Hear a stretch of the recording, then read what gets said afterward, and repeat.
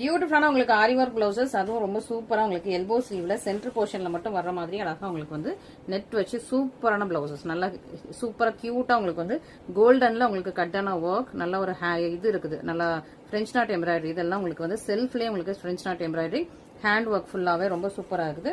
So பேக்ல ஃபுல்லாவே stitched and இந்த சென்டர் போர்ஷன்ல மட்டும் உங்களுக்கு ஹேண்ட்ல வந்து டிரான்ஸ்பரண்டா வர்ற மாதிரி ரொம்ப ரொம்ப அழகா இருக்குது. ஸோ ரெண்டு ஹேண்ட் போர்ஷனும் ரொம்ப அழகா சேம் லென்த்ல வந்துருது.